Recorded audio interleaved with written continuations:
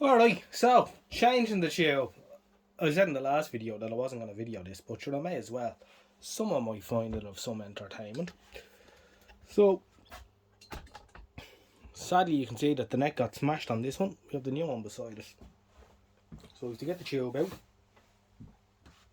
So the first thing to do is take all the shit off the neck. So,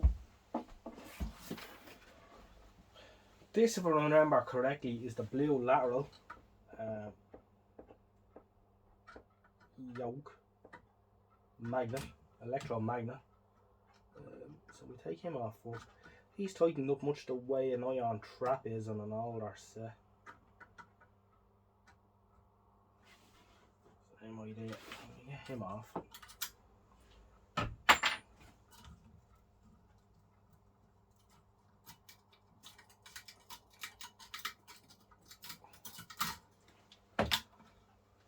Then this is the next thing to come off. Scan coils. Now will they come up? Will they be tight enough? With all the broken glass and crap, it's not going to help.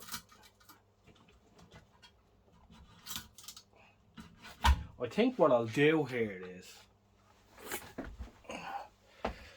when we zoom in just to see, the neck and the pins and all and the gun are stuck in the neck and they're getting caught. So I think what I'll do is I'll get the screwdriver and I'll push the gun down into the tube. If it'll go. And then, there we go. Right, nothing to get caught now.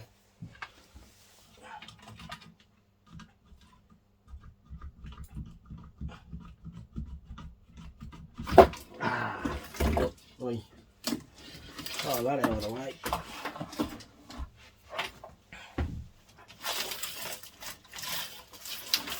It's a bit of a mess, as you can see. That's the isolation transformer for the external sound. As a connection for the tape recorder. So there's a little one-to-one isolation transformer for the sound out. So we want that.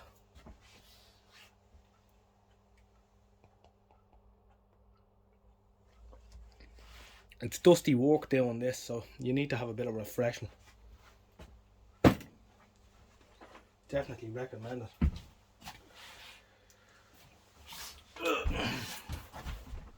Right, so I'll undo. I'll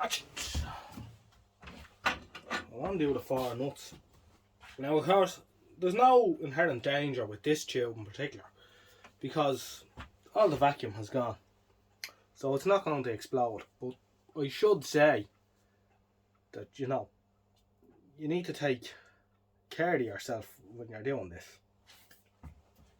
There is a risk of implosion. Not so much with these tubes because they're rim banded.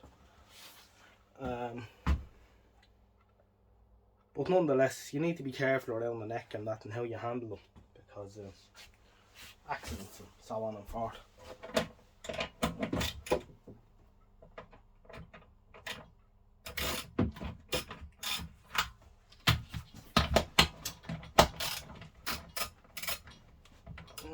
Not overly tight.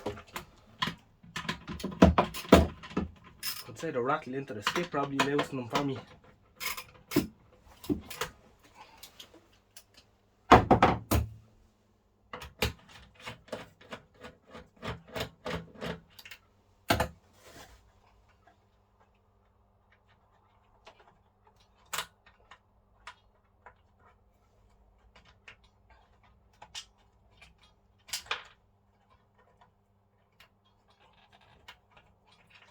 So what have we got here? We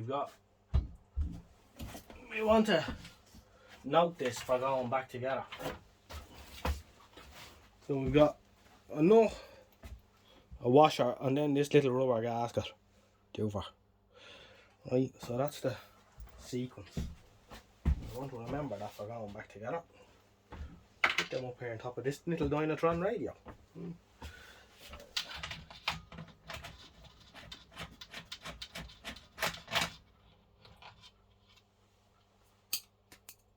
So this is the degaussing shield here. Lighter tubes, lighter colour tubes. Only colour tubes need degaussing, but lighter colour tubes don't have this. When you look into a more newer set, you don't see the glass bowl. You don't see this metal thing, because later on they started building it into the tube itself. So they didn't need the external degaussing mask then. Don't think all tubes had them. I think that some of the early colour tubes didn't have a shield either. I think some of them had a different setup with like a weird wand thing that went across the top of them. Making colour sets.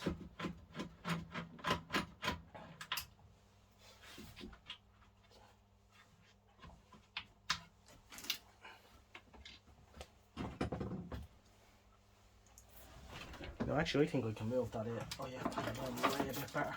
Yeah, that's a bit better. That went up to the tube base. And strap.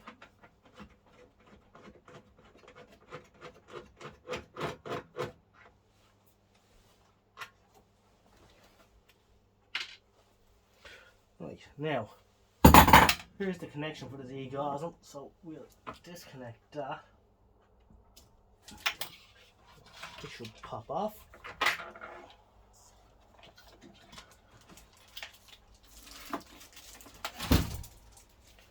I'll give that a bit of a clean before it goes back together.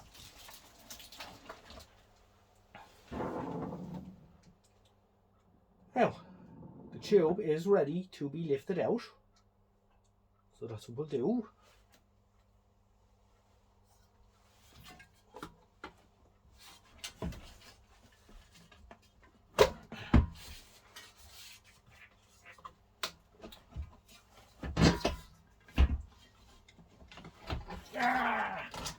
And we're out. Lovely. Ooh.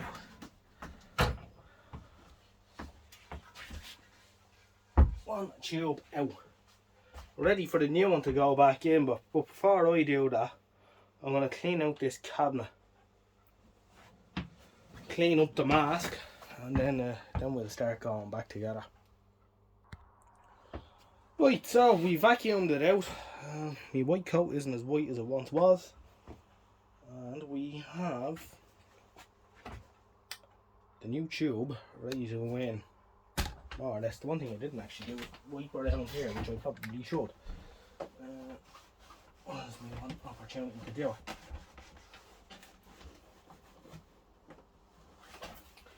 Anyway, television's a lot cleaner now. It's amazing how dirty they get. I didn't clean the scan coils and that. I'll do that when they're back on the neck. So I'm going to show you what I believe is the proper way of handling a CRT. I'm probably got it wrong, but what you shouldn't do is you shouldn't lift it by the neck. That's a no-no. Have I ever lifted a tube by the neck? Yeah. But should you? No. Because it might break.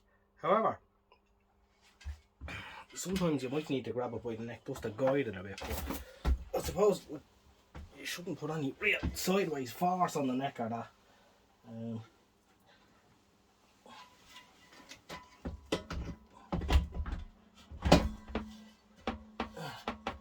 There she is. She's sitting in nicely.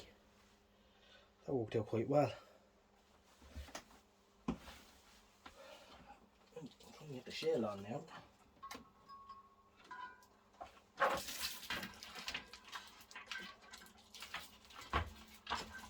Now it's going to want to spring up a bit because the aquatic coating grounding straps are going to grab it and push it up.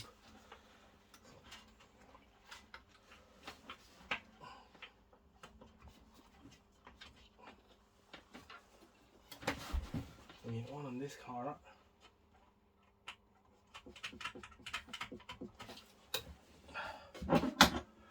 One in the other corner, opposite.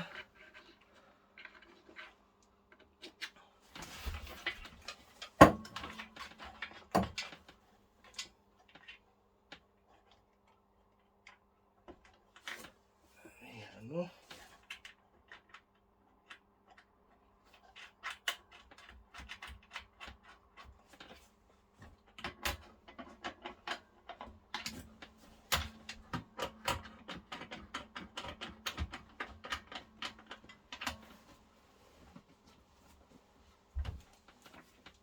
Now, the two other corners.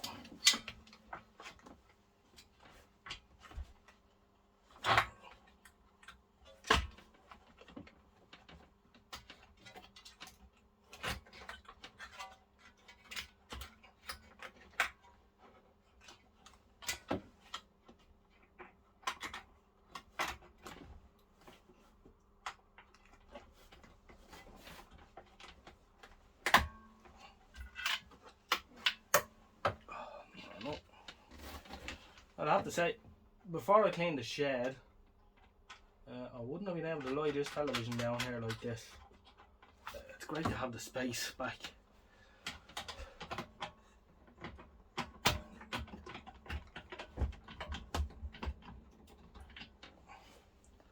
Now,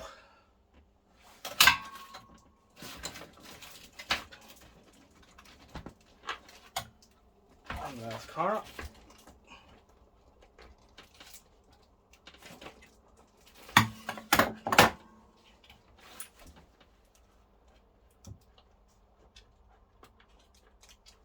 I actually have the sticker off the tube, it fell off. The tube was sitting out in the rain for a couple of days. This tube originally came out of a GE that was most definitely beyond repair. The cabinet had been subjected to quite a lot of rain and had basically fallen apart. It's the worst of these chipboard cabinets.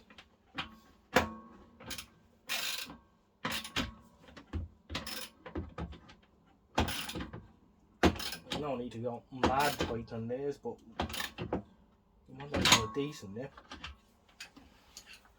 I think that'll do quite nicely. We can bang the scan coils back up on her now.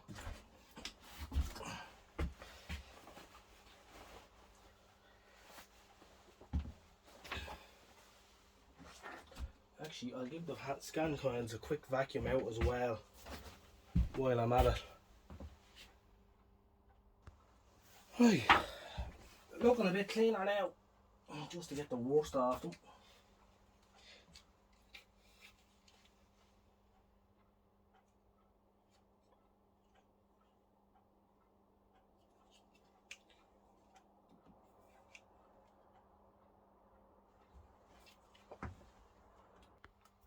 Right, scan coils back on.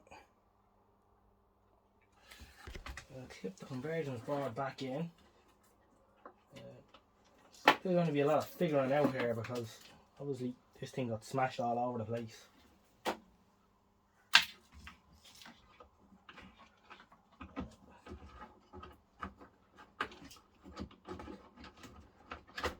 I think we're on the right track anyway.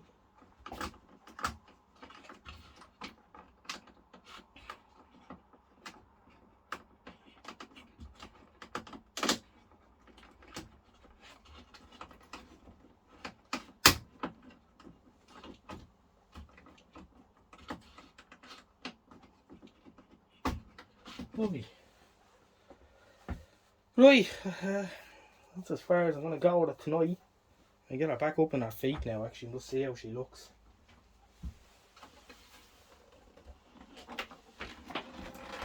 Oh.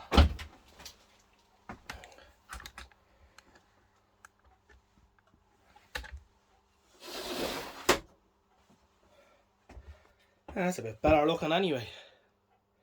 We've made a start. I'll leave it at that for now. Thanks for watching and I'll catch you again in the next one. Good luck.